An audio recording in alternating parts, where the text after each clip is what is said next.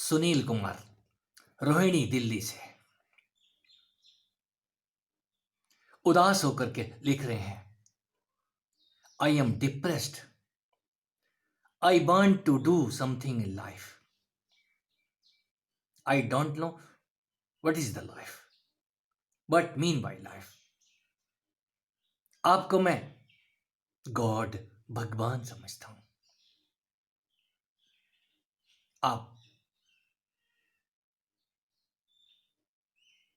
अद्भुत, अद्भुत।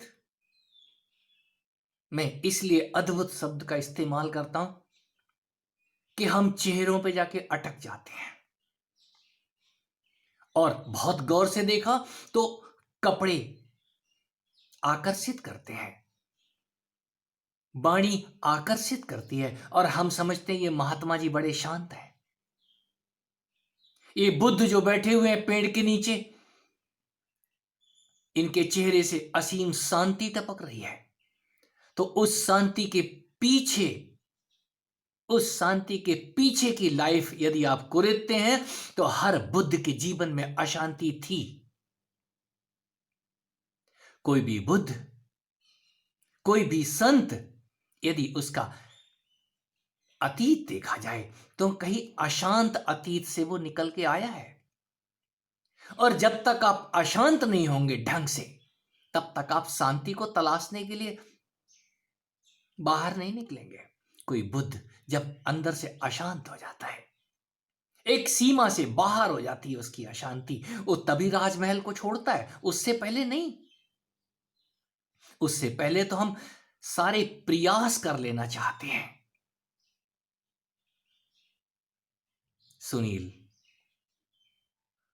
कहीं ओशो को बहुत बहुत सुन लिया है, बहुत पढ़ लिया है, और ओशो उनको कहीं सफल व्यक्ति दिखने लग गए थे। अब ओशो तो है नहीं। यदि उनके जो कुछ भी बचे खुचे संत जन उस मार्ग में हैं तो उनको तसल्ली नहीं हो रही है। अभी वो तसल्ली लेने के लिए उनको कहीं एक और दिख गया है। शायद यहां से शांति नसीब हो जाएगी। निसंदेह नसीब हो जाएगी। नसीब तब होगी जब आप खुद प्रयास करेंगे। प्रयास आपको ही करना है। इस चित्त रूपी कटोरे के अंदर आपके अशांति अशांति लबालब भरी हुई है, तो कहीं थोड़ा कोना खाली तो छोड़िए। उस शांति रूपी बीज को बोने के लिए कहीं थोड़ी सी जगह दीजिए। बस उतनी सी जगह से ही, जिसको मैं ध्यान कहता हूं, वहां से ध्यान रूपी वृक्ष रोपा जा सकता है। और ध्यान वो तो आपको ही करना है। और जो तुरंत फल चाहते हैं उनके लिए पागल खाना है। जिनको तुरंत चाहिए, अभी चाहिए, अभी हाथ रख दो, हम परम समाधि में पहुंच जाएं, और महा खामोशी में। वो समाधि नहीं चाहते, शांति नहीं चाहते, वो कुछ और चाह रहे हैं। बाहर सफल नहीं हो पाए हैं तो अंदर सफलता के झंडे गाड़ना चाहते हैं।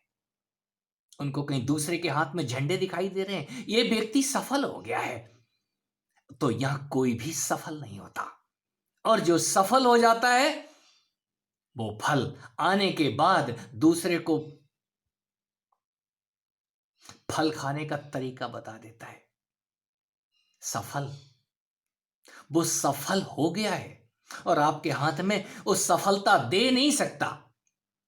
सिर्फ उस फल के बारे में बता सकता है, उसकी खुशबू दिखा सकता है, और उसका स्वाद दे सकता है। ध्यान, मैं उसी को फल कहता हूं। ध्यान कुछ और ही है। और जिसको भी वो ध्यान हो जाता है, वो बुद्ध के जैसे आंखें ही बंद किए पड़ा रहता है।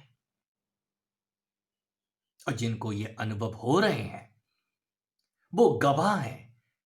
लेकिन ध्यान कितनी शांति देता है ये भी आपके ऊपर है।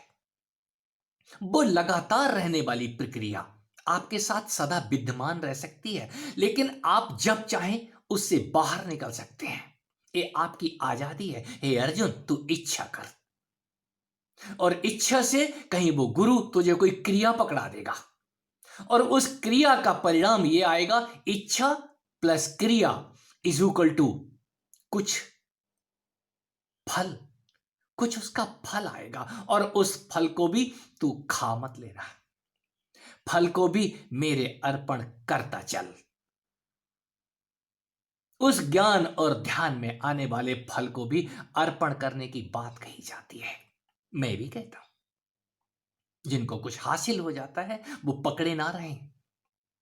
बहुत सारे हैं जो पकड़ के गठरी बांध के बैठ गए, हम तो ज्ञानी हो गए हैं, हम पे तो शिव की कृपा हो गई है, और उस मां ने हाथ रख दिया है। कुछ तो ऐसे भी हैं जो खुद को ही शिव जी मान के बैठ गए, हम ही शिव जी हो गए हैं, हम ही कन्हैया जी हैं, हम ही गौरी लक्ष्मी, सब कुछ हम ही हो गए हैं। नहीं,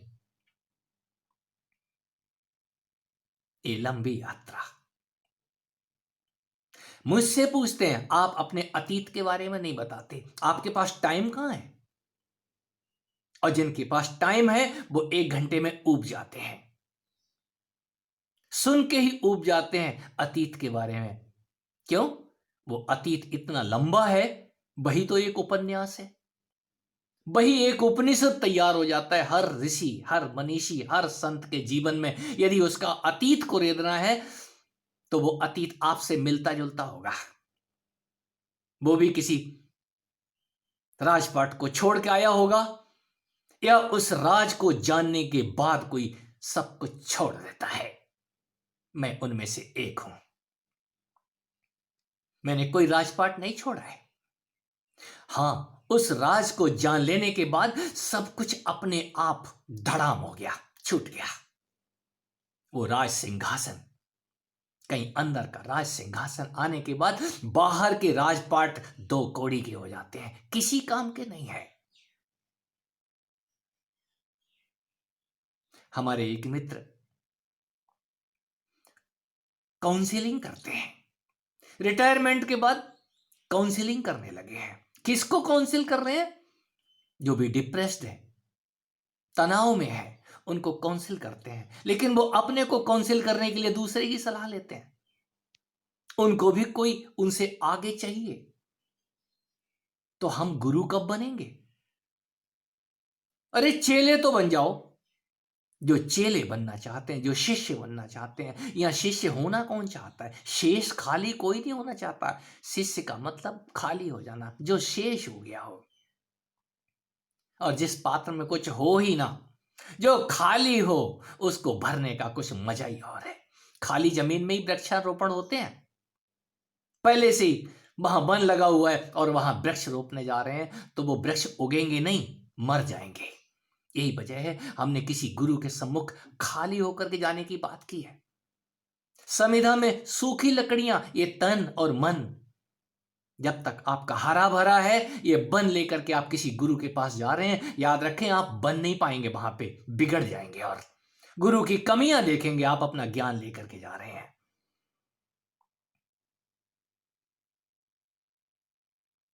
उस संत का, उस महात्मा का अतीत जानना चाहते हैं। हर महात्मा का अतीत क्या होता है मैं कुछ नहीं कहूंगा। वो किस सिंहासन पे बैठा है, किस चीज को दबाए बैठा है, कहना बड़ा मुश्किल है। जरा नजदीक रह करके देखो। यदि वो नहीं बताता है, मौन साधे बैठा है, तो अंदर उबल रहा होगा बैठा बैठा। और मुझसे जब भी पूछते हो, मैं तो बेबाकी से जवाब देता हूं, बड़ा ही बिगड़ा हुआ इंसान था और हूं। आप यदि मेरी परीक्षा लेने आ रहे हैं, याद रखना मैं तो फेल व्यक्ति था, उन गुरुओं के आगे भी जिन्होंने मुझे फेल करके बाहर निकाल दिया और अच्छा किया। आपको भी कह रहा हूं, यदि आप परीक्षा लेने आ रहे हैं, याद रखना फेल हो जाऊंगा, आप कोई और ढूंढ लो। मेरे पास तो कहीं मेरे जैसा ही ठहर सकता है। मेरे जैसा, अपने जैसे बनने मत लग जाना। मुझे अपने जैसा जो बनाने आते हैं, वो अपने अपने में ही उलझ के अपने में ही उलझ जाते हैं। हम आपको चाहते थे, आप वैसे नहीं निकले। निसंदेह मैं अपने जैसा हूं। मैं आपको अपने जैसा बनने की बात करता हूं। I want to do something in life but I failed. It's your word. ये आपके अकेले के शब्द नहीं हैं, उन करोड़ों लोगों के शब्द हैं जो इस चीज को लेकर के चलते हैं। हम कुछ बनना चाहते थे, हम इस समाज को कुछ देना चाहते थे, इस दुनिया का उत्थान करना चाहते थे। तुम कौन होते हो? यहां हर प्राणी, हर व्यक्ति इंडिविजुअल है। वो बनना ही ना चाहे, राम बन को जाना ही ना चाहे, तो वो कोई ठेल के नहीं भेजेगा उसको।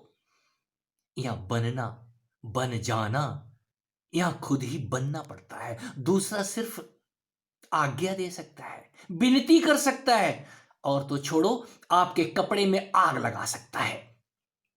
वो आग कपड़े में नहीं, कहीं तन में लगा देता है। आप जलना कहां चाहते हैं? जो जला हुआ हो आपको जलाने लग जाता है। उसके शब्द जलाते हैं, उसकी वाणी जलाती है, उसका खामोश रहना जलाता है। यही वजह से हमने बुद्धों को भी चुप नहीं रहने दिया। उनके सम्मुख भी भीड़ इकट्ठी करके बैठ गए। आप कुछ कहें भगवान, बड़े सुंदर सुंदर फूल लेकर के जाते हैं शब्दों के। आप हमारे भगवान हैं, आप गॉड हैं। आप कुछ कहें, निस्संदेह यदि आपने उसको गॉड बोला है तो वो गॉड ही है। आपका भाव उसको गॉड बना देता है, और जब वो बोलता है तो कहीं गॉड ही बोल रहा है। हमको भरोसा कितना है, और जिनको भरोसा आता है उस भरोसे के बलबूते पे उस स्वर्ग के अंदर प्रवेश करते हैं जिसके ऊपर पूरी बाइबल खड़ी है। मैं समर्थन में हूं हर हर मजहब के, हर उस पंथ के जिसमें वो वाणियां कही गई हैं। कुछ भी गलत नहीं है। आप मंजिल पे पहुंच के तो देखो, और जो भी मंजिल पे पहुंच जाता है उसके बाद असीम खामोशी में डूब जाता है। वो असीम खामोशी उधार की नहीं है, कहीं वो युद्ध करके ही वहां तक पहुंचा है। ध्यान, तपस्या, जप, पूजा, ये सब के सब युद्ध ही हैं, और ये तुझे करने ही पड़ेंगे। हे अर्जुन, हे सुनील, यदि तू नहीं करना चाहता है तो ये डिप्रेशन तुझे ले डूबेगा। तू पहली बार डिप्रेस्ड नहीं है, हर जन्म में तू डिप्रेस्ड होता है आकर के। उससे पहले कि तुझे अगला जन्म भी इसी तरीके का मिले, इस जन्म में आंख उठा के देख। हर जन्म में बुद्ध भी होते हैं और अबुद्ध भी होते हैं। बुद्ध कम और अबुद्धों की संख्या ज्यादा होती है। क्या कारण है? एक बुद्ध के सम्मुख लाखों लाख इकट्ठे होते हैं। कोई कृष्ण, उस भीड़ को कटवाते हैं। कौन सी भीड़? यहां अज्ञान की भीड़, अज्ञानियों की ही भीड़ काटी जाती है, चाहे वो भीष्म पितामह हो या फिर गुरु द्रोण सरीखे। सबके सब इसी भूमि पे, अज्ञान तो इसी भूमि पे गिरता है। कोई पीपल का वृक्ष जिसको हम संजीवनी, संजीवन, जीवनी का नाम देते हैं, पीपल का वृक्ष, बट का वृक्ष, तुलसी का वृक्ष। क्या कारण है हमने इन वृक्षों की महिमा गाई है?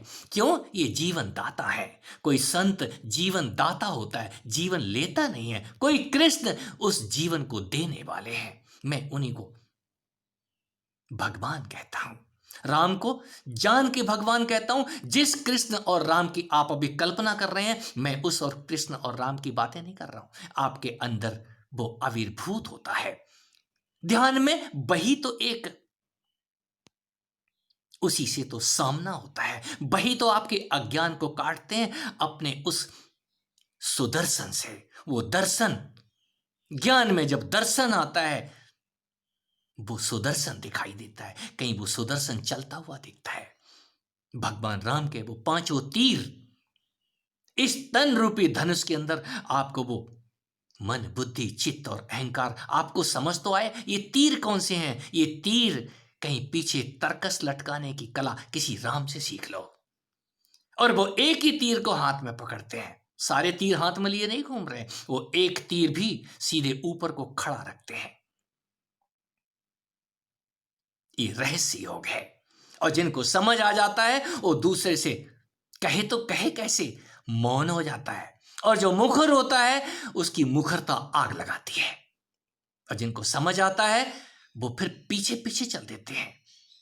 ये पीछे चलने से वो जलती हुई आग जो आगे आगे जा रही है पीछे वाले को भी गर्मी देती है, और एक क्षण वो आता है वो आग उसको भी जला देती है, रोशन कर देती है।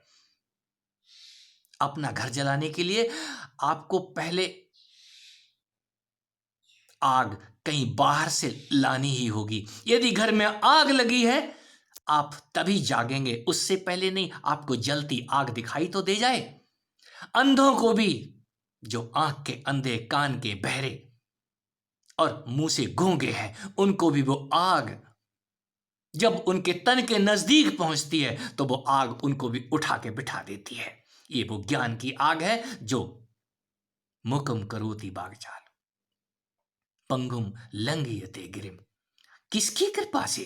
कहीं कोई संत जीता जागता परमात्मा होता है। वो परमात्मा वैसा परमात्मा नहीं है जैसा आप सोचे बैठे आशीर्वाद दे दोगे जी सब कुछ हो जाएगा। उसके आशीर्वाद से कुछ नहीं होगा। आप आशीर्वाद लेने के लिए क्षमता विकसित करें। जो क्षमता विकसित कर लेते हैं मैं उनको शिष्य कहता हूं। पहले आप आगे बढ़ें। आगे बढ़े तो जब आप आगे बढ़ते हैं तो आपको थामने के लिए वो तो सदा ही आपके दरवाजे पे खड़ा है। आप कितने तैयार हैं?